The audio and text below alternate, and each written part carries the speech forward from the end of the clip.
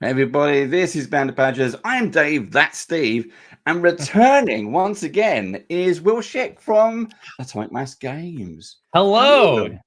I'm doing great. Of course, if for you it's like 9 p.m. For me, it's right in the middle It of the is. day. So we're both at very different points in our daily journey, I think. But yeah, it's going great over here. It's good to hear that. It's been a busy week for I think for everyone. There's a lot of stuff going on, but one of Yeah. the things we look, as you know from last time being here, one of the things we Mhm. always look forward to is just geeking out, hanging out with some hobbies, and we're gonna talk to you about all of that. We're going to talk to you about Star Wars Shatterpoint because that's what we're here for. I love it. I'm picking up this game. I am new to the game, Mhm. so I won't lie. I'm not. I don't know the rules because I have the box. It Yeah. is a It huge looks box. lovely. It looks It is beautiful. massive, It's a big one. It's a big one for sure. and there is a ton of stuff in there. Steve's Ooh, got the little box. I've got the I've, big I've, one. I've got my favourite little mini armies. that one Yeah. that Came one with was season. so exciting to work on, to do the Mandalorian stuff from season 3 and all that. Well, throughout the Mandalorian, but it was very Oh, exciting. See, that's the best character in the game right there, is Cad Bane. Oh yeah, Favorite Star Wars character, period. I love yeah. that guy. He's so good. so we are running straight off with Yeah. things about the game already. Right. But one of the things we didn't actually mention this. I should have mentioned it before we hit record. But one of the things we're going to be doing as well, for those of you who know Band of Badgers, we're based in the UK. We also have a social club where we play games face to face, how you're supposed to. And one of the things we're doing is when we finished our Shatterpoint series, we're going to be opening this up to general public. We're going to have multiple gaming tables available, and we're going to be playing the games for everybody. So if you've seen this on YouTube, we're based in Gatwick, down by just south of London. Come check us out. But we are gonna. Oh, there you go. Look, Instagram.com/bandofbadgers, Steve. Thank you for pushing some buttons. Couldn't have planned it better. Yeah, exactly. You probably pushed the wrong button, but I was who aiming knows? for YouTube. Yeah. Oh, there we go. Yeah. But yeah, so we want to talk about some Star Wars Mhm. Shatterpoint. We've talked to you about Marvel Crisis Protocol before. Mhm. This is all about Star Wars. We have a load of other stuff. For those of you watching on YouTube, because you're only watching on YouTube, up here somewhere in the Magic YouTube area, I will put a link and you can see all of our Star Wars Shatterpoint stuff so far to date. Mhm. We've got a ton of stuff. We're doing this for the next few months. So there's a ton of stuff coming. We have the brush off show, the Great British Brush Off, where we're learning how to paint. We've got unboxing videos. We've got interviews like this one Mhm. and so much more. So do please go and check that out. But Will, first of all, we're going to get straight into these questions now because we've got about All an right, hour. let's I do have it. a ton of questions. Star Wars, not just Star Wars, but Star Wars Shatterpoint is a massive challenge of bringing these characters to a tabletop game. How do you do it? Ooh. So the short answer is a whole lot of testing, and then more testing, and then more testing. The reality is that it's a multi-step process, right? So what we do is we start with an idea for which characters we want to bring into the game.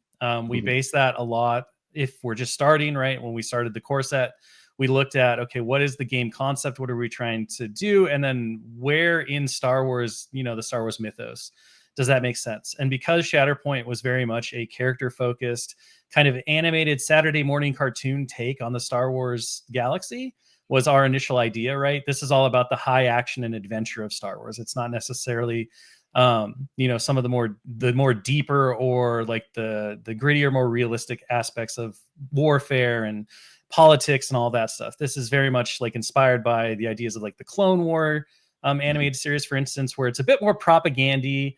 Villains don't ever really die. They get defeated, but they're back next week. Our cast of characters is always in danger, but it's never mortal danger, that kind of stuff.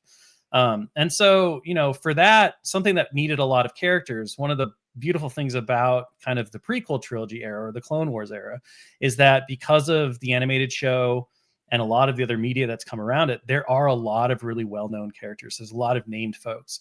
Whereas if you look at the original trilogy, as beloved and as amazing as those movies are, they do have a much more narrow focus on a specific cast of characters, right? Yeah. We don't see a lot of adventures from people like Wedge Antilles until you start getting outside of the movies themselves into some of like the Legends material or some of the novels and things like that. Some of the video games as well. So we really felt like starting with the Clone Wars was going to be the best way to do it, because it was going to give us access to all these characters that the vast majority of Star Wars fans could recognize, had some awareness.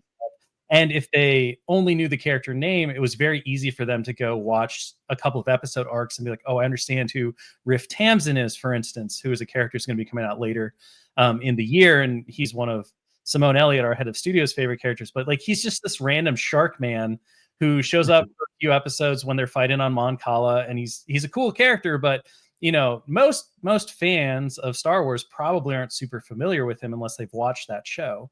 One of the great things about it is that it's very easy to point people as you're talking about these characters to say, and if you want to know more, go watch, you know, this season with these episodes. And so we decided to set it in the Clone Wars. And then from there, it was mostly just identifying characters that we felt would be really good kind of like poster children for the game. Obviously, you know, Ahsoka Tano has become one of the most beloved characters in Star Wars thanks to her time in the Clone Wars. And now she's appearing in other media like The Mandalorian and her own Disney Plus show. So she was a very easy one to be like, yes, this is what we want. As we were kind of working through a lot of the development on the game, like in the middle of it, the Clone Wars season 7 had just come out, where she features very prominently, especially at the end. So like the last 3 episodes of the Clone Wars series, season 7 on Mandalore, where you have Maul and Ahsoka and everything, it was really great inspiration as we were working through the game. We're like, yes, this is what we want. This is what we're trying to do. If you're trying to encapsulate the idea of Shatterpoint in visual media, it's those episodes. Anakin Skywalker, obviously huge, super important to the entire, you know, Skywalker saga in general, but also just for that era, he's one of the people that you want to see. And then we kind of looked for thematic pairings that would work against them, right? So, well, in the game you can play anybody with anybody. There's some error restrictions, but you know, if you want to mix your bad guys and your good guys, you can do that because it's a tell your own kind of story kind of game. So we just said, okay, well, season 7, this is a great moment to kind of capture what we feel like is a really great, you know, media appearance of what we're trying to do with the game. So let's use Lord Maul and use the Mandalorians and kind of have half the box or half the starter experience evoke that era in the Clone Wars. And then we said, okay, let's go a little earlier in the series in terms of like what people had seen and some of the antagonism. And so we grabbed Asajj Ventress, who's another great character that got really fleshed out in that series, even though she appeared in the original Clone Wars series, which happened before the movie, but then, you know, she really took off in the follow-up animated series, which was different, but kind of the same. And, you know, she pairs really well against Anakin because even in the opening, you know, in the opening movie that kind of launched the entire Clone Wars animated series, we see those two going at it throughout the different like duels in the movie and things like that. So then you have your clones and you have your droids, and now you've kind of encapsulated, I think, a lot of the iconic nature and things within the Clone Wars. So once we've identified the characters that we want to do, from that point, the hard work begins, and you have to say, okay, how are we going to concept the characters? So what costumes are they wearing? What is their look, right? Being able to identify where in their stories we really want to take the characters from. So for example, you know, you notice that Anakin is in his original garb from early in the Clone Wars, right? He's not in his Revenge of the Sith kind of outfit, which has more of the Vader look to it because he's getting very close to the end of, you know, his time as Anakin Skywalker. And Ahsoka, who has multiple looks throughout the series, she's in her season 7 outfit, right? Especially that outfit that we see at the very end during the Battle of Mandalore. It's the same with every character, right? We said, okay, Asajj is the Sith assassin, so we're gonna take looks inspired from the early on in the Clone Wars. So she's got the, you know, the big cloak and the wrappings and the double lightsabers, all that stuff. And our amazing creative team, led by Dallas Kemp, who's our creative director, I believe is going to come on and paint with you all in a week. Yes, he is. By Little Birdie, so you'll want to check out that. So he works with our art team and our sculptors, and they come up with all the concepts about this is what the character is going to look like. This is how they're going to be posed. They put that through sculpting and art and all of the stuff that has to happen to make the miniature and all of the visual stuff around them happen. And then on the other side, what we wind up doing, and I work a lot with the game development team on this, is we start creating character designs. So with Shatterpoint specifically, what we kind of do is we say, okay, what are all the aspects of this character that we really want to identify and have players be able to feel in the game? Like, how do you take a character from the screen and make it feel like you as the player are controlling them?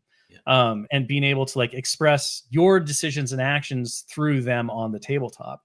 And a lot of that is going back and kind of trying to identify, in Shatterpoint especially, one of the things that we do is we really lean on quotes. So we try to come up, we try to watch, we do our research. I'll put research in quotes because it's just us watching a bunch of Star Wars again. But we'll do our that's what I imagine it to be. A lot of like excuses of what were they wearing? I don't know. Let's watch 7 series and we gotta do this again. Yeah, and so what you do is you kind of watch and you say, okay, this is how the character acts, this is how the character presents themselves, but also what are some of like the iconic quotes that stick with you? Like, because oftentimes quotes become very popular because they define the character, right? If you think about a great quote, Anakin's "This is where the fun begins." It tells you a lot about his mentality when it comes to battle, who he is, like what excites him, that kind of stuff. Because you remember all the things around it too. And once we have kind of that list of quotes, we then say, okay, how do those apply within the game? So like, what are they doing, right? So Anakin's "This is where the fun begins."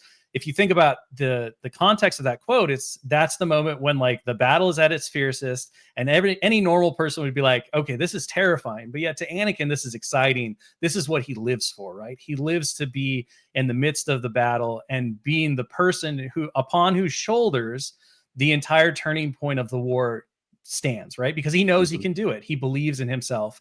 He knows he has that power.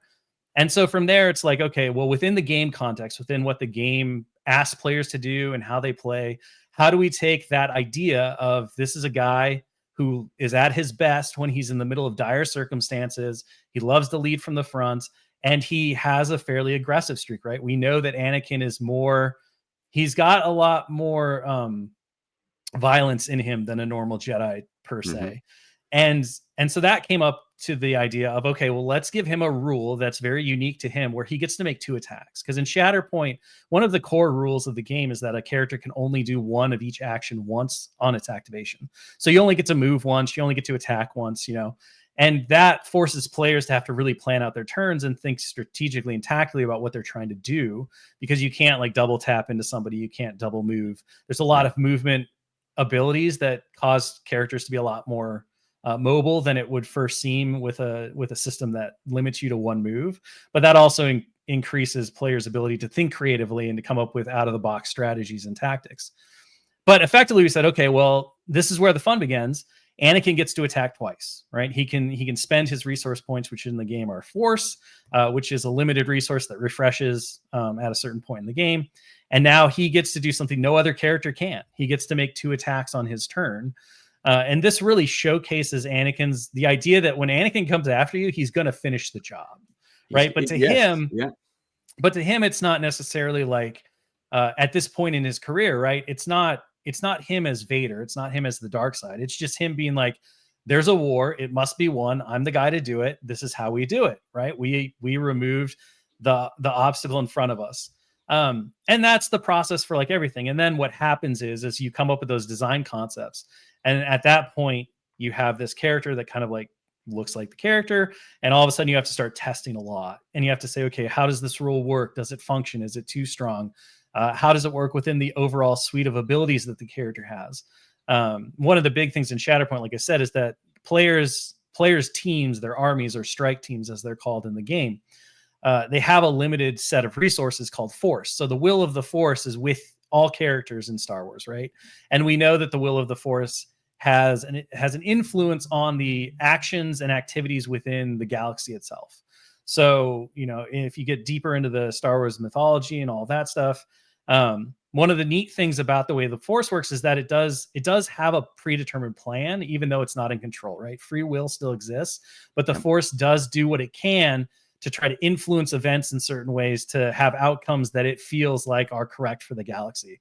It's kind of the idea behind the balance of the force and those kinds of things. Yeah. And then you get into the wills, which is a really weird one because it's spelled with an H, but whatever. That no one really needs that, in my opinion. Like, no one needs to worry about the wills of the force, but it's an interesting concept regardless. So anyway, so then you have to say, okay, well, this character has this many abilities and they cost this much force, but they don't get to do it by themselves. They have to potentially share with the rest of the squad, the rest of the strike team, whatever. So can they perform enough of the things that they need to do, that they're interesting and fun and they're providing decisions? Or are they just unusable because they demand so many resources that a player can never really utilize their team effectively? And one of the things we really wanted out of Shatterpoint was to make the team feel like a cohesive team, right? In a lot of skirmish games or other games, it can be kind of like every time you activate a character, you kind of get this one-man show. It's like, okay, I'm activating this piece and they will do this, right? It's similar in chess. I'm going to activate my knight. The knight's going to move. It's going to do its thing. Then my opponent's going to go. And you're moving things. You're moving your pieces within an overall battle plan. But, the knight knocking out the queen doesn't necessarily incentivize a pawn to go take another pawn, right? It doesn't give you an extra move. And one of the things that I thought would be really interesting to explore within the game, if we could do it, was the idea that when one miniature in the squad activates and does things, there's a whole host of other actions that are free that can be triggered by that character doing something. So for example, when Clone Captain Rex goes, because he's the captain of the clones, he actually can order, through his ability, get a move on soldier, other clones to take an out of activation movement. And so now you have this really interesting interplay when you're building your squad or when you're playing the game itself to say, I have all these different synergies, and if I maximize them, I get more out of my team than I would otherwise. And to me, as a player of these games, that's where the puzzle solving aspect, I think, is what really brings people back to the games. So we look for things like that as well. There's definitely that strategy point of view, and you mentioned like the comparison to chess. That's a great analogy. My next question was going to be how you choose the squad packs, because it's great to have the characters, but just as you said, there is a knight and then you've got some pawns. The other figures in that pack are like, but as you say, if your character, Captain Rex, can then use a move or an action that allows them to take a different or a bonus action, that is incredible, because suddenly on the map itself, on the battlefront, Star Wars Battlefront, it's a different game. Yeah, it will move forward. That's really, really nice. I love that. But you can mix and match your strike teams, can't you? You can. And so what we did there is we created a tag system, and effectively we gave every character has a number of tags. So for example, like Clone Captain Rex has clone, he has a trooper tag, and he has Galactic Republic. Now there are things in, say, the Galactic Empire, right? That may trigger trooper. So all of a sudden, if you have, say, let's just say Grand Admiral Thrawn has something that triggers off troopers. I don't think he does, but we're just going to use him as an example. He has an ability that says, when this character activates, choose a trooper, an allied trooper character within range 3. That trooper may dash. Clone Captain Rex, because he has that trooper tag, now gets to do that. So we built in these ideas where there are certain synergies that become stronger if you share more tags. So there are things like Galactic Republic Clone Trooper, right? So you have to have both of those tags to be able to benefit from that unit or from that ability. So it inspires those more thematic. So the stronger the synergy, usually, the more requirements it has. But there are general ones as well that say, okay, well, if you want to mix and match kind of the pieces that you feel are the strongest, like I'm going to take only the characters that innately by themselves are strongest, you're still going to see some of those synergies that build out. And that lets the players say, okay, I want to do X, Y, or Z. They find unique combinations. And it allows us as developers to build in these different threads that say, these would have never worked together because of the timeline, right? But for players, because they're of a similar type, or we want to inspire those what if opportunities for players, like what if Ahsoka had chosen, instead of going towards the Jedi path and then giving up the order, she had stuck with Anakin and she had joined him as he became Darth Vader. and became kind of her apprentice in the dark side. What would that look like? Well, as players, I mean, I want to see that. I want to be able to hobby that and put it on the table. So we build in those kind of synergies to allow that exploration to happen without locking players into things. But we also allow players, which is very important. In fact, the most important thing when we do stuff like this is to allow players to also play canonically, right? To play to the truth of the media as we've seen it. And so we work to do both those things. So when we're looking at squad packs, to answer the question, like, how do we pick the squad pack characters? We do it from theme first. So for example, if you look at, the Mandalorian box that just got shown, this is the way. It obviously draws specifically from the characters that we see within, the context of the Mandalorian. So we have the Armorer, who's the primary character. We have Paz Vizsla, who obviously is her second in command. And then we have some covert Mandalorians. And one of the neat things about working on Shatterpoint and the way in which we've structured the product line is that box is fully playable as itself, right? It's been designed and balanced to be a really great experience. If all you ever do is pick up that pack, combine it with something else, and play with it. That said, right, you can mix and match. So every pack that you pick up has this opportunity to build off of other things and to create these different squad combinations and all that. But at the end of the day, it always comes back to theme. We're always trying to really tie in those ideas of theme and narrative from the canon of Star Wars and provide a play experience that says, okay, when I play the Mandalorian box, it feels like I'm playing Mandalorians. When I play the Obi-Wan Kenobi 212 box, it feels like I'm playing with Obi-Wan Kenobi, Clone Commander Cody, and the 212. And that also influences how they get developed. So whereas with a game like Legion or Crisis Protocol, we might kind of develop things within a vacuum of themselves, right? We'd say, okay, this is what this unit does. It does influence other things in these ways because everything has connection to, the wider army or force, as it were. And we want that to be interesting. But those things are usually designed, within themselves. So this unit of stormtroopers will do these things. It interacts and pairs with these other things within the Galactic Empire army in these ways. And that's what makes it interesting and makes it a choice for players to add. But when you're talking about Shatterpoint, because the squad box is so integral to the entire experience, and because of how those tags and those synergies really work together, you can't just design Obi-Wan and then design Clone Commander Cody and then design 212. They are in many ways done as a singular package. And so every change or tweak or discussion or test can't be done in a vacuum. We do look at each individual character knowing that they'll be broken up, but it's also super important to say, okay, everything has to be really great within itself as well. And that is a somewhat unique experience in terms of just how much focus you put on the group in addition to the individual because of how the system works and how those squad boxes work and everything. And I think it's created a really interesting kind of just product line in general.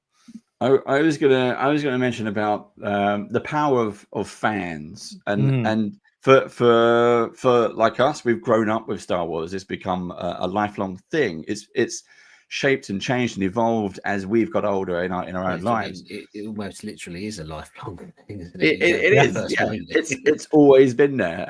Star Wars is there forever. It is.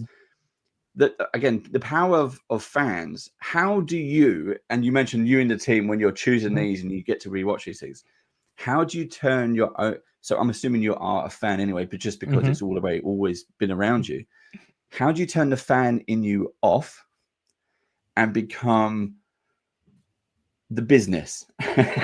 Yeah. Are you always yeah, but I really love this character, so I'm going to give them a box no matter what. We have a little bit of that. There's definitely characters that we all have different loves, right? Yeah. For me, it's Cad Bane. I've loved that character since his introduction to the Clone Wars. I think he's so cool.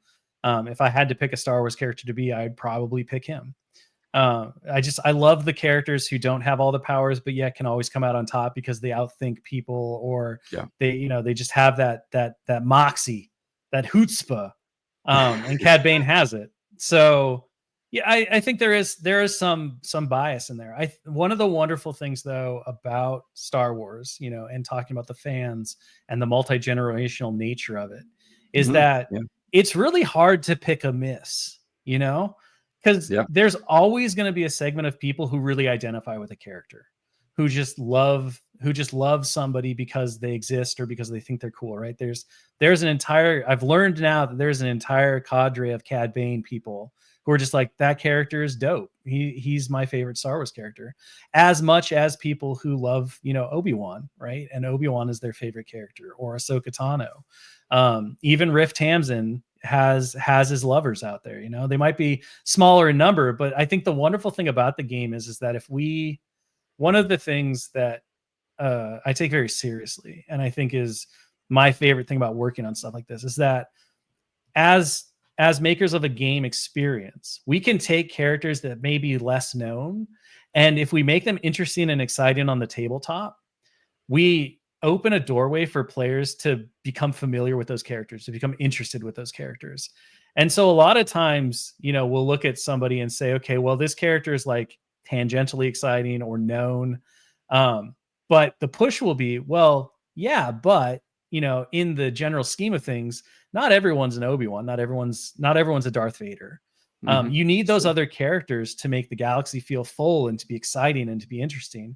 And so those are always a fun kind of challenge or opportunity for us to say, let's take this character, let's learn everything there is to know about them. Let's make them cool on the tabletop.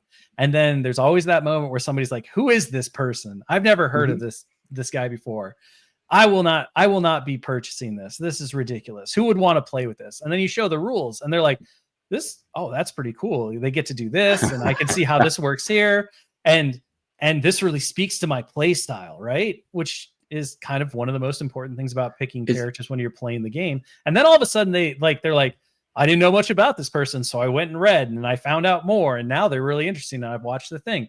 I think whenever you can like broaden somebody's love of something they're already invested in, that's the biggest win. And that's really what we're trying to do, you know, overall with that kind of stuff. So I love the fact you mentioned like characters who do nothing. And you think about the original trilogy, we first met, everyone's cool, everyone's great. We love everyone. We love Luke, we love Han, we love Princess. That's perfectly fine. The first time you see Boba Fett. Yep. That's it. And you're like, who is that? They do nothing. Yeah. And it's like, that is the coolest character in Star Wars. And then we get to Return of the Jedi and we see him get to do things. And it becomes a whole other level. I mean, it's just, yes. Before we had the TV series, before we had Mandalorian, it was like, who is that? I mean, to be fair, we had the holiday special, so we knew he could ride weird, like colored lizards, like dinosaurs. But most people like to forget that moment. He also was in very pastel colors. It wasn't quite the same. Might have been his brother, but it's funny. The holiday special I've only seen in recent years because it obviously, us being in the UK, it wasn't a holiday special for us. Didn't get it. But it was funny that you mentioned that because it was recently in the Skeleton Crew, and as the holographic table, and then I had to show my wife and my boy what it was. I was like, I'll put this on for 10 minutes. That's what you get. It is a wild piece of Americana for sure. But you know, it's weird collectible. It's strange. Yeah. It's just as much as Star Wars as anything. But exactly like Boba Fett, right? People identify with characters.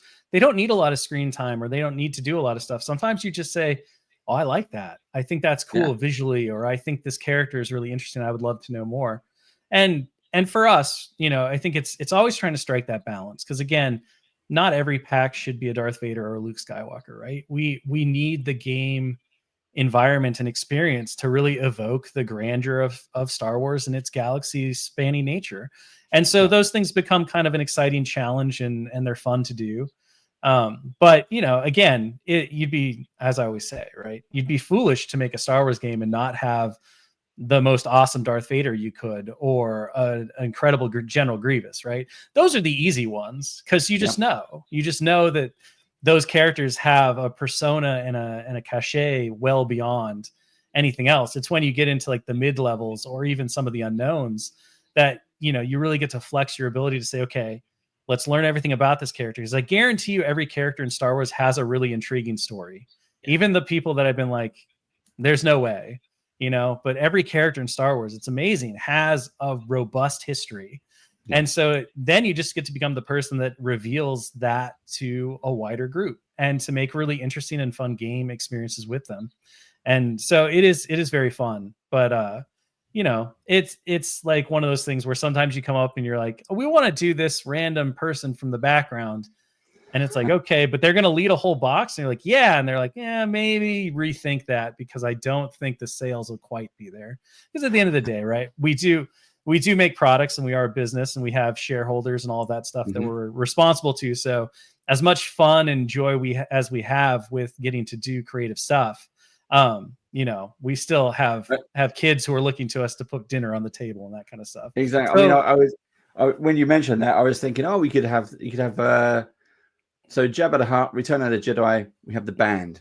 We have the band as a squad pack. The Cantina band. We have had many discussions about Slice Noodles versus the friggin' D's band off from episode 4 to episode 6. So it's a dream. I don't know if it's a dream that'll be realized, but it's a dream that we've had several times in the office. We could do that. Maybe a convention special or an April Fool's special. Maybe.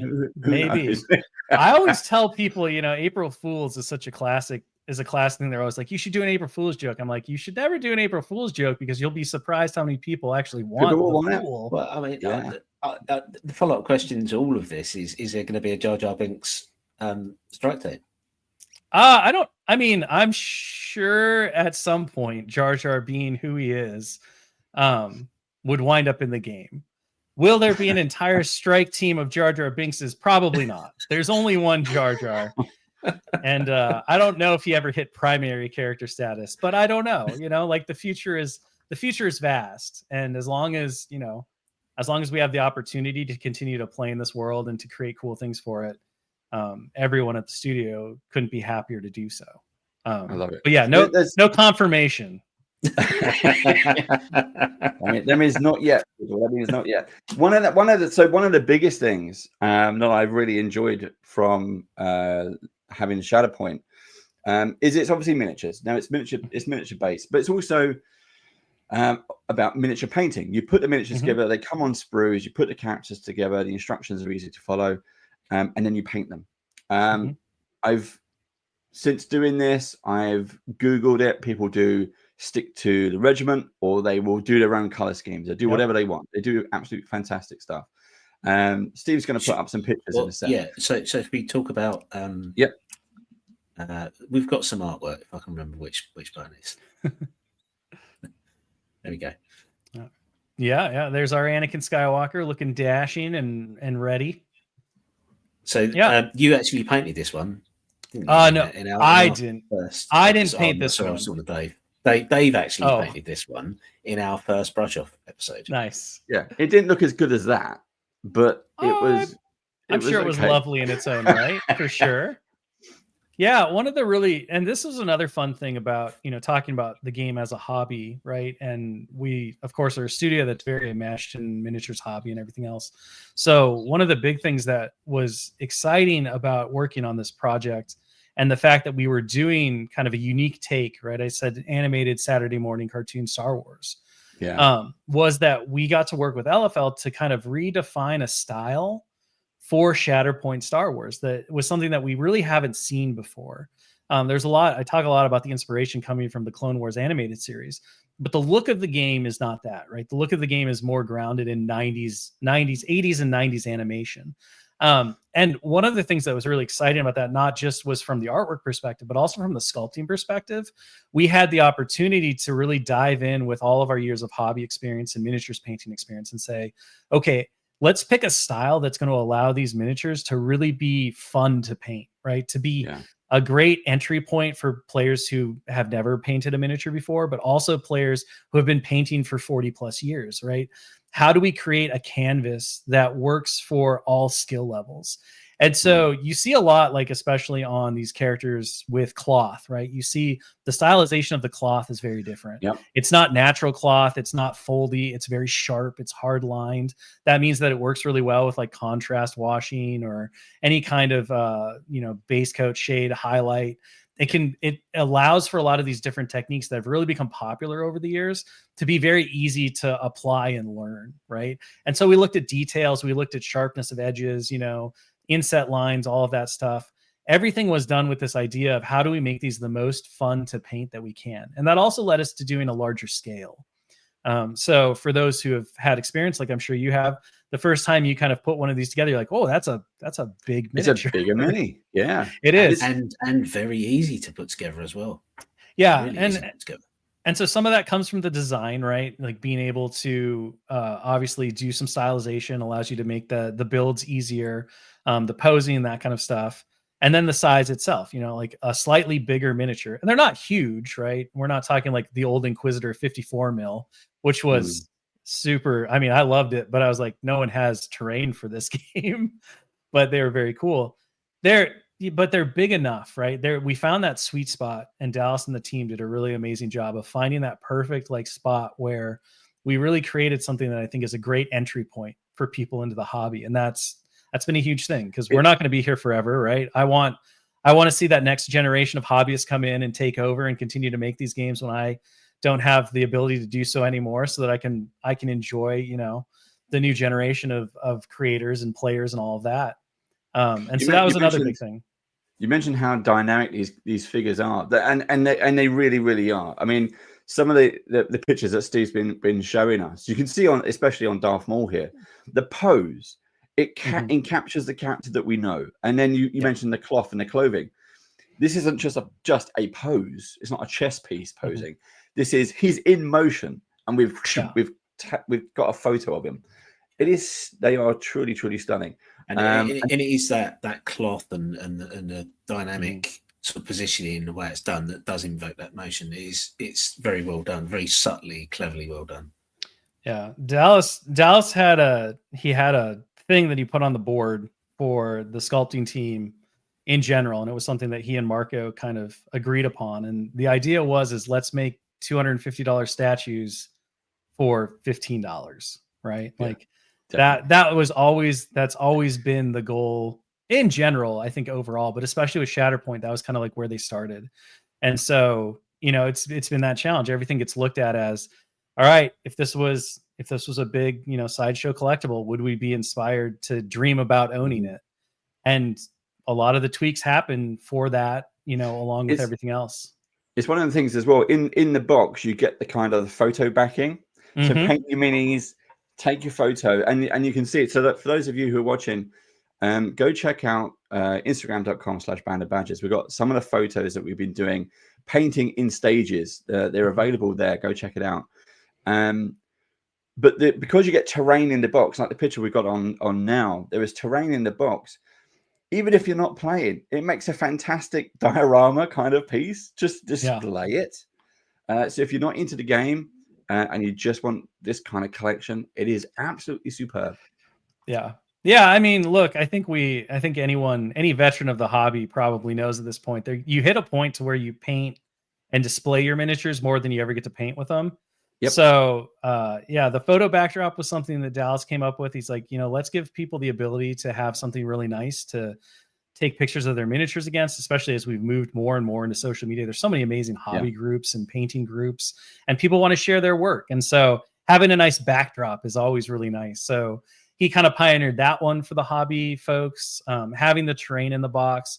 I'm a big proponent of, I want starter products to not just be like an amuse-bouche, right? I think it's really important that when you pick up a core set, that it is a core set, that it has everything you need to play the real game, right?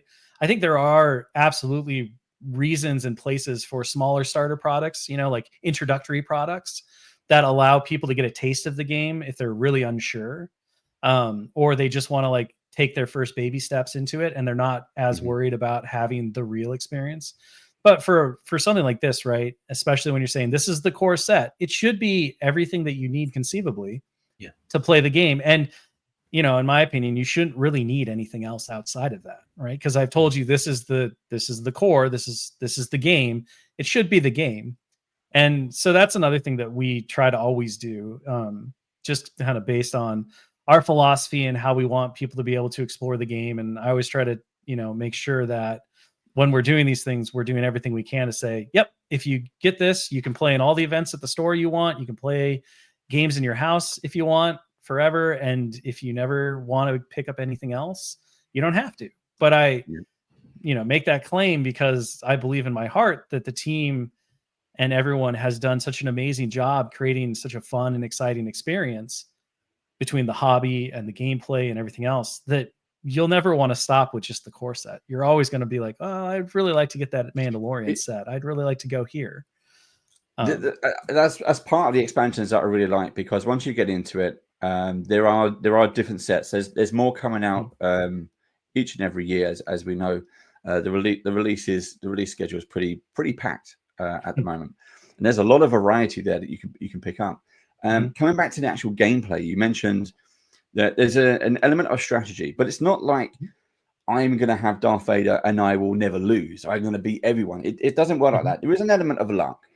But for you as game designers, as you've built this game, how do you balance that? How do you find that Vader doesn't always win? Yeah, it's a lot of testing, right? I think and this is where the developers and that team become so important, along with our global playtesters. So we have several groups across, the entire world that are willing to work with us as like contractors and playtest, and they put a lot of effort and energy into the game and making sure that everything like hits a level of balance that we feel is acceptable. And I think it's an important thing to note that in order to make games where characters feel like the characters they are, it means that everything's imperfectly balanced, because the second that one digit changes from one thing to another, even by a fraction, now one thing is better than the other, right? Mathematically, it's impossible to say it's not. So the big challenge, as you point out, is to say, okay, Darth Vader needs to feel super powerful and he needs to feel like Darth Vader, but he also can't win all the time, right? Yeah. And Luke Skywalker needs to feel like Luke Skywalker, and he needs to be inspiring, and he needs to feel like the character, but he also can't win all the time. And one of the things that is interesting is that when you are just writing a story, right? If you're an author or a comic creator or a script writer or whatever, you can make things happen the way that you deem they should happen. So this character is invincible and unstoppable until they're not, because the story says that now they are beatable because of whatever happens. Miniatures games aren't like that. Miniatures games and tabletop games in general are predicated on the idea that you and I can come to the table and we both believe that we are going to have a balanced game experience. And what that can mean is a lot of different things. But at the end of the day, neither of us feels disadvantaged, right? We both feel like we have an equal opportunity for success, but we have to account for variances in player skill, in table setup, in terms of dice luck, right? Variance, and a number of other things. And all of those things can impact that balance. But if at our core, we're like, well, if I don't take X, Y, or Z, I'm never going to win. It's not a very good game experience, right? Because you're just like, well, it's predetermined. And the thing that makes tabletop exciting, especially miniatures games, is the fact that they are undetermined, right? That each moment, each decision point that a player makes matters. And that's where that balancing act comes in. It's not necessarily saying that Darth Vader can't be strong. It's just, okay, Darth Vader's very strong in these aspects. So what are his weaknesses? Yeah. How does player skill impact what he's good at versus what someone else isn't good at?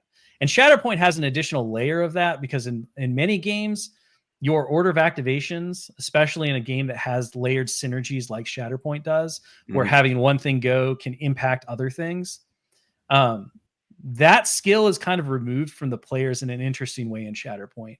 And it's one of my favorite things that we did, because I think it makes the game experience so different and so unique, in that a lot of miniatures games they have an equal mix of strategy and tactics. And so strategy is, from our definition, right, the way we look at it internally, strategy is all those pre-game decisions. It's the plan that you've made, the overall sweeping idea of how you're going to maneuver your units, how you're going to, deal with these objectives.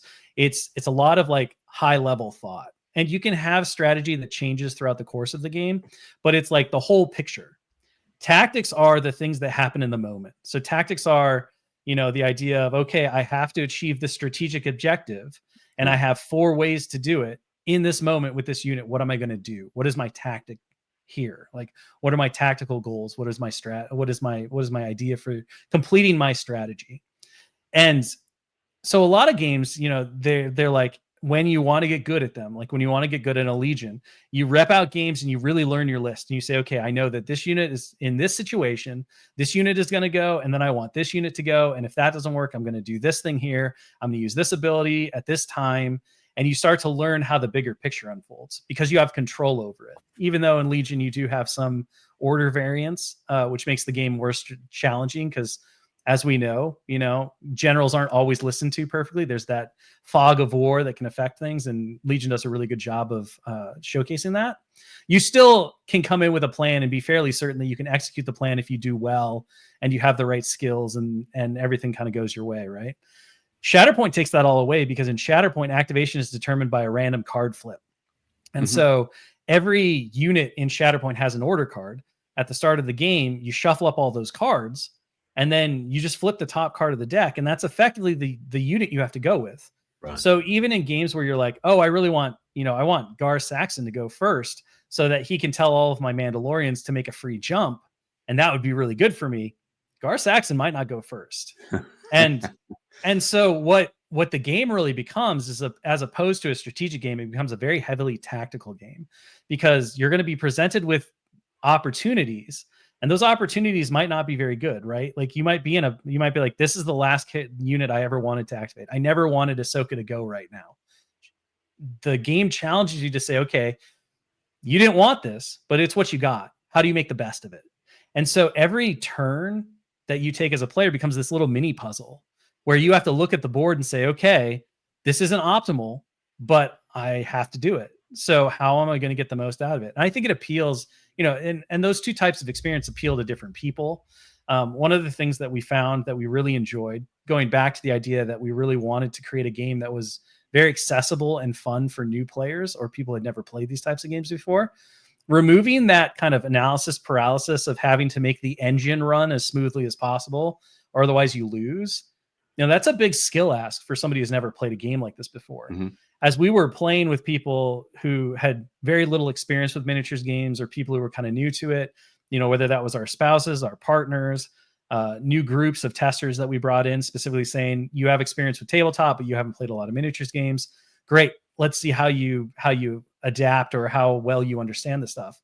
One of the constant points of feedback was, oh, I was really happy at the fact that I just had to flip over the card and then I figured out what to do in the moment.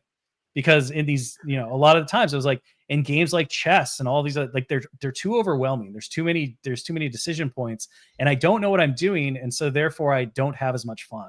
Yeah. But in this, it kind of took the CCG approach, which I think CCGs have been very successful, especially like the Magics, of putting a lot of the strategy into luck and just saying, all right, you drew these cards. What are you going to do? Right. And as a player, you can say, well, the game didn't go my way, but if I had flipped this card or that card, it would have been different. And now you feel like, okay, I understand what went wrong. I realize that not everything's within my control. I can come back and learn and figure out things better the next time. And so that was a reduction in kind of the initial skill ask to be able to appreciate, the play experience and really get enmeshed in it. That I thought was really cool. And I think it really worked out the way that I'd hoped. And it also just creates a game that I find myself and several people in the office find really intriguing because of how different it flexes your brain. Right. I'm all for creating a strategy and coming up with my plan zeros and then trying to execute it as somebody else is applying pressure, trying to execute their plan. I think that stuff's really cool. But I've played that game a lot. What I haven't seen, is that in the moment kind of like Call of Duty first person shooter thing of like, oh, I can't control anything. I have to snap decide what I'm doing. And then I see how it pans out. And then I go from there and I rinse and repeat. So that became kind of one of the really foundational standing points of Shatterpoint. You mentioned the, again, so players or new players coming to the table, there are various combinations they can do. We can have unique teams. We can have different combinations, heroes, villains, teaming up, whatever we want to do. And one of the things we've got with Shatterpoint and Star Wars being so big now is we have time periods. And one of the things that I raised before is you can do this in your own storytelling. Kids at home, brothers and sisters playing this, or getting your mates round to have an argument about it, or even as we are grown-ups saying who would win. Who would win? Anakin versus Vader. This is you could do this. You can and have different outcomes every time. Yeah. And I think that's, I think that's one of the fun things about just gaming in general, right? I always try to, when people ask like, what do you do? And I'm like, oh, I make tabletop miniatures games. And they're like, what is that? And I'm like, well, it's like this, and that. And then they're like, okay, so you paint them? And I'm like, yeah, imagine if you could have this 3-dimensional coloring book. Yeah. And that's what miniatures are, right? They're just 3-dimensional coloring books that you get to choose the colors on. Do you want to paint it like the canonical colors? Do you want to paint it this way, that way? Do you want to see, like you said, do you want to see if Anakin could have beat Vader? Do you want to see what it might have looked like had General Grievous, joined up with the Mandalorians? Because a series of what ifs for your own entertainment. Yeah, you can do all of that stuff. And some players approach it from the idea of telling the story that is in their mind, or telling their own piece of Star Wars. Some players approach it from the idea of, okay, I'm really invested in the game experience and I want to create the best team possible so that I can minimize or maximize my potential ability on the tabletop, and these characters fit within that. There's no wrong answer, right? And this comes back to the balance of how do you make Darth Vader not impossible to beat? And the big challenge is that we have to allow for all of those things to be fun and enjoyable and doable within the game rules. And so it's our job, again, to make sure that no matter what you're trying to do as a player, no matter what inspires you as a player, that when you come to the table, you still feel like you have no predetermined outcomes, that you and your opponent are going to engage in this organic storytelling experience on the tabletop, play the game, have things happen, have your decisions matter, right? And the game rules are going to provide that foundation that you and a stranger, and I think this is one of the magical things about tabletop, is that you can literally go to another country, not speak the language, take out your miniatures, sit down, and have a full experience with somebody. I've done it. It's pretty wild. I got to play with a couple of Italian players when I was doing tournaments and stuff. And I was just like, we do hello, right? And about goodbye. And that was it. And yet we spent 2.5 hours having this great time together, completely understanding what we were doing and everything else, because we had a common language in the game. It's interesting you saying that. My first experience with SHATTERPOINT, before we were talking with you guys, was UK Games Expo. It's the biggest convention here in the UK. SHATTERPOINT comes out, got released, and it was huge. There was banners everywhere. There was multiple gaming demo tables. You had to queue. It was like a theme park. You had to queue for an hour to 2 hours, and everyone in the queue, all their heads are just watching the gaming table. It's like, wow. And it looks amazing. It really does, but it pulls in a crowd. And I think, there's mums, dads, kids, everyone, all ages. And again, this comes from Star Wars being around as part of our lives. It's in the white noise of us growing up now. And I love that. I love the fact that it's so open to everyone. Everyone knows what it is. Everyone goes over and goes, wow, what is that? We was just quickly coming back to the gameplay about all the different combinations on there. One of the things that this element does is this is not a flat board game. We've mentioned there's terrain, but that gives you not just things to kind of pretty things to look at or knock over. It gives you elevations. How do you? I've got the high ground, but how do you get around from doing these things? Because for me in my head, it's 3D chess, 3-dimensional chess. It really is. So I think, again, talking about miniatures games just in general, as a general philosophy, one of the things that's so important to them is the fact that the position, the spatial positioning of your miniatures needs to matter to the gameplay and your decision making, right? It's not like a board game where it's a grid and you just say, okay, well, I just move by grids and most of the terrain is flat and I can't go into these squares because of X, Y, or Z. The one of the magical things about miniatures and the way in which they play is that it feels real because you can literally see it happen in front of you, just like it would if you were there. And so terrain is always really important in every game, but every game treats terrain differently based on what it needs. With Shatterpoint, our big thing was, we really wanted to evoke the action adventure, that sense of wonder and awe, the swashbuckling nature of Star Wars, that element of Star Wars, because I think Star Wars has a lot of different elements. But one of them is that it is an action adventure fantasy, right? You have people swinging magic swords and using grappling hooks to swing across chasms, and princesses in danger, and all of this stuff. And one of the things for me that really has stood out from a Star Wars, like if I think of iconic Star Wars duels, right? They always have this element of terrain. They always have the high ground, as we now joke about it.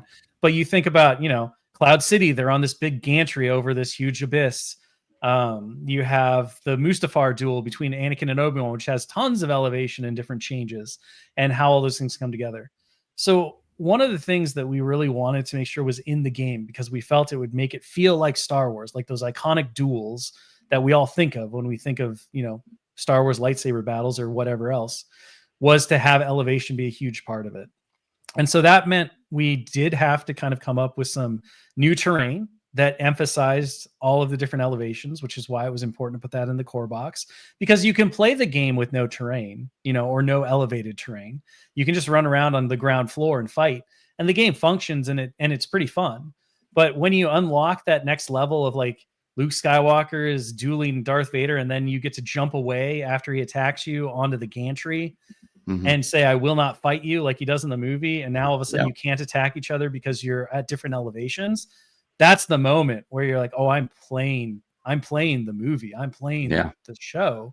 And it also brings another element of interest and tactical like choice that, really amplifies the game experience. Because now, instead of having to worry about, oh, it doesn't really matter how high up I am, I can still grab the objective or I can still attack people. You can do things like, well, the objective is on this tower. You have to get up the tower, otherwise you can't control it. And if you can control the high ground, you can stop your opponent from scoring, or you can use the high ground for various advantages. Like if you're higher than your opponent, you ignore their cover. If you're higher than your opponent, they can't melee attack you because they can't reach. So you can use it to like run away from a scary opponent like a Darth Vader and kind of make him chase you. And then because movement up and down elevation has its own difficulties, right? Its own considerations. You can't just use your normal movement to go up elevation. You either have to move slower and climb. A lot of characters can jump if they have a jetpack like a Mandalorian, or they're a Force user like Luke. So they have abilities that allow them to traverse elevation really easily, which means they're more mobile on a densely populated board with a lot of gantries and stuff. Or you can use ladders, right? Or elevators, or whatever your table has. They're called ingress points. So ingress points allow you to traverse up and down freely at the end of your move. So the trade-off is that you have to plan out your movement, or you have to think about, okay, where are the ladders on the board, or where's the elevator? Because I have to be able to move there. But if you get there too soon, or you like use one that's too close, you have to end your movement. So you might not get your full movement. So is it better to climb at that point? Is it better to go for a different ladder that's further away so you can use more of your movement? All of these things become considerations that, as you grow in player skill and knowledge of the game, have a lot more impact in terms of your ability to win or be victorious. And it creates this really cool thing. And plus, like you said, I think the number one reason that it's so important is that it just looks damn cool. Like when you see Maul and Ahsoka on a big gantry over the table with some B1s and like clone troopers fighting beneath them under the little opening, you're like, that is a game I want to play. That is a table I want to find out what's going on. That's certainly what happened at Games Expo, wasn't it? Because you could see that all the way across the hall. With the tables laid out with a terrain. It's one of those things. It's you have an audience. Yeah, people just waiting their turn. We're eager. It's not just I want to play. It's like, what is going on over there? I want that. Look at what they're doing. It is astonishing. I really go back to, I think if you really go back into miniatures history, right, and you think about the origin of these games that we now love so much, they really were just an excuse to take all your cool hobby miniatures and do something with them, right? Yeah. It's like, it started as this thing where let's put them on the table and we'll reenact like military history. But then it it also became that whole like model train railroad kind of thing, where you're creating these dioramas and these displays that are evoking something from reality or something from fantasy and all of that. And like, I think it's such a key element to what the magic of these games. And when you forget that and you start to say, oh, well, it's just a game, so we don't really need the gantries. We can just have like a little square of like mat that says this is a hill, this is a thing, right? And the 3D starts to get taken away, the soul of the game is lost, you know, and it becomes something that it's not. And I do think you see that have, even if people are kind of jaded about it these days and like, well, it's easier to just use a shoebox or whatever, not have a box at all because it makes gameplay smoother and cleaner. The games don't, they kind of pale, they become very gray in terms of their overall color, and they kind of just, they don't hold the same magic. And yet when you look at a table that is amazing and has all the 3D elements and it tells that story, and you're just like, all I literally need to do is put my miniatures on the table and I already feel like giddy, right? I already feel really excited. You're waiting. This is a Star Wars episode that no one's seen before, and we don't know what's going to happen, but we're going to enjoy it. We're going to put a music on in the background. You don't even care. You don't even care about playing the game. You're just, it's so joyous to just see the table set up, to see the miniatures that you've worked on, to see all this stuff that the game, like, there's no way the game couldn't be fun because you're already in this positive state of mind of like, this is so cool. And then you start moving the things around and the gameplay happens and it's exciting and everything else. So, you know, I think that's another big reason as to why for us, the terrain has to be a part of it, has to be important. Defining how its importance is to the gameplay experience is a matter of course and can change per game, but it has to be there. All right, we're hitting the top of the hour, but I was still can have a couple of questions if we got. Let's finish up. I mean, it's my fault. I talk a lot. No, that's good. Again, we can talk for hours. If we weren't recording this, we'd be having a proper we'd be playing now. True. we'll make a way to work. Like when we talked about Marvel Crisis Protocol when we first met you, you said you got a lot of support from sort of Marvel, Disney. Mm-hmm. Did you get the same for Star Wars / Disney? Did you get to see stuff that you as a fan have never seen before? Like, you know, a sneak peek behind in the vault of Star Wars history? Oh yeah, no. Our partners at LFL are incredible. We work with some really great folks on the licensing side. Our primary contact has been doing it for decades. Like he knows all of it, and he has such a good eye for it. That he's been wonderful. And I think, you know, it's a fun challenge to start to look at your favorite fandom or your favorite, you know, setting in a different way, to where you start to notice things and trends, and it starts to feel more lived in and real in some ways, because you start to identify like, okay, this is how this race's clothing works. These are how shoes in the setting work. You don't think about a character's shoes, but then you get let in on the secret that there are no shoelaces in Star Wars. And all of a sudden you're like, that can't be true. And then you start looking and you're like, oh, it's totally true. There are no laces. There's no shoelaces in Star Wars, which is one of those weird things that you learn as you get to work on this. But as far as, you know, like providing insight and input, talking to us about future opportunities, they've been wonderful. And we did get an opportunity to do with Shatterpoint, the Obi-Wan and Darth Vader dual pack, You Cannot Run, which was based on the Obi-Wan Disney Plus show.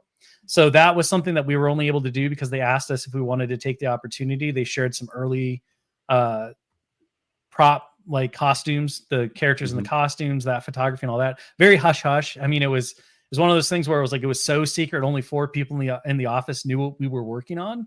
Wow. And everything else was code names, you know? Yeah. And so we do get those opportunities, and that is really exciting to be able to do that. But no, they're really great. And I think, you know, one of the nice things about it is more on the Legion side than Shatterpoint, but just in general, they are really open to kind of like letting us explore within certain parameters, the Star Wars galaxy, and to say, okay, well, we see this, right? We see this type of like fighter or resistance player or whatever, right? This rebel type that shows up in media over and over, you know, the townsperson who's had enough and they're going to join the rebellion. And so it's kind of this organic rebellious thing we see that happen a lot in media, but it's not really a canonical thing. There's no name for it. Can we take those ideas and kind of create something for the game that evokes that sentiment and make something new to Star Wars, right? That will work within the parameters of what we need to support the game and make things cool and interesting. And they're always really open to those conversations, and they're willing to explore and say, yeah, we believe, and sometimes that goes to story group and they talk about it and they're like, no, this seems like something that would be realistically, would happen in Star Wars. Sometimes the answer comes back. It's like, well, if you changed it this way or that way, we would be much happier with it. So it's always a conversation. It's never a hard no. It's always a no, but, right? Or a no, maybe look at this direction, right? Come back with these ideas. And so that's really wonderful from a creative standpoint, to be able to not only play within the setting, but also know that you have the freedom to be able to do what's right for the game, and also maybe add a little bit here and there to the amazing galaxy that is Star Wars. That's cool. That's so cool. I'm very envious. I'm very, very jealous. Right. Just before we wrap it up there, one quick personal question, actually. Mm-hmm. Have you been to Galaxy's Edge? I have. I built my own lightsaber, actually, at Save's workshop. What color did you go for? I wanted purple, but that's not an option when you build it. Right. And I wanted purple because everyone who works with me would tell me that is likely my lightsaber color. Because if you follow the color canon, right, yep. Purple is blue, but you're kind of tempted, or you utilize dark side a little bit, and so the red merges and you get purple. And I definitely, I try to stay on the straight and narrow, but I certainly have my dark side tendencies. I'm willing to bend or break a lot of rules if I don't see any use. I always describe myself as chaotic good. I will just invoke chaos, but it's usually towards good ends. So I wanted purple, but you can't get that. So I took green because I thought I use green in the computer games, and I'm going to be painting my Luke with a green. I took green because I just remember when Luke fires up his lightsaber in episode 6, and I was first watching the movie, and all of a sudden the lightsaber wasn't blue, it was green. I was like, holy crap, that's awesome. I was blown away by the fact that, a lightsaber could be not blue or red. Yep. And so I took green because I was like, to me, that's the kind of surprise and wonder that I would always love to evoke with everything that we do creatively. Right. Is to have that moment passed on to other people where you're like, I didn't think that, I didn't expect this. I didn't think about it this way. Cause I think the excitement of new possibility is just so fun. And it's so important to games that are living games like the ones we make. You always want players to come to the game excited for what's next, excited for what the future holds. So I took green, but then I immediately bought the purple one because they got me. So I have both. I swap them out every once in a while. Is it like a decorative piece, or just every now and then? Is this how you go in the office? Yeah, I just bring it in. No, it's they're significantly weighty. They've got they're nice metal pieces that you put together and everything. So it's got some heft to it. I have it hung up, and so I'll bring it down every once in a while, or if it's dark, I'll turn it on and then I'll turn it off. But it's mostly just there. I want to get it comes with a blade, but you can take the blade off. I do want to get one of the little holders so I can just have it hilt only in a spot on my desk or something. I think that would be really nice. But currently it has everything on it, so cool. That's fantastic. That's amazing. Yeah. Fantastic. Funny story about Save's workshop, though, is that we didn't just go there for fun. We went there for work. Dallas Kemp, our creative director, took a bunch of measurements of a lot of the props that they have there. Because for one, they have a probe droid that's hanging up in some webbing, it's one of the droid workshops. And we were working on probe droids at the time, and we were trying to figure out their size.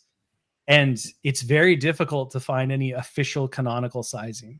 There's a couple of different references that have them, and a couple of different places where you can find them, but LFL doesn't really ascribe to them, right? Mm-hmm. There's some variants. And so while we were there, Dallas is like, oh, it's a probe. I'm gonna take pictures, stand next to it. He took some measurements and all that. And then we went back to LFL, and he's like, okay, in Galaxy's Edge, this was there. These are the measurements. Do you think these are right? And it was basically well, if that's what they put in Galaxy's Edge, then I think you're pretty safe, right? So we did quite a bit of work while we were there too, just looking at stuff and taking pictures of the terrain and all of that. Yeah, it was work. It It was work. Yeah. Super. That's amazing. I want that job. I mean, all the time. Did you? Have you stayed in the hotel and stuff like that? Did you? No. We were there for Star Wars Celebration in 2001. I think was when it was in Anaheim last. Yeah. Maybe it was 2. I think it was 2. Anyway, so we were in Anaheim and we were doing Star Wars Celebration, and we had our evening free after setup. And so our head of studio was like, we all need to go to Disney, and we definitely have to hit Galaxy's Edge, because of course we do. So we actually were there to like relax and unwind. But the second we got in there, it was like, this is such great reference. We have to take pictures of everything, and we have to look at this stuff and do all that. And then of course we had to go build our sabers and everything. And that was a really cool team moment where we all got to go in and do our thing. And then, you know, you get to ignite them at the end of the thing, and you get your little like pep talk from Yoda, and a couple of people like cried. It was, I mean, it was a thing. It was an experience. It was definitely one of those like really fun. It would have been fun just in general, but it always makes me laugh that like, we just can't stop thinking about making miniatures no matter what we're doing. It just kind of comes in, but I wouldn't have it any other way. That's amazing. Well, we're gonna wrap it up there, folks. Will, again, thank you for coming on, sparing some time to have a chat with us, to geek out.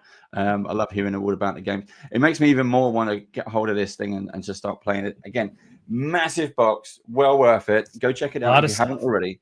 A lot of stuff, and the variety of squad packs and terrain options that you can get is incredible already, and there's still more coming.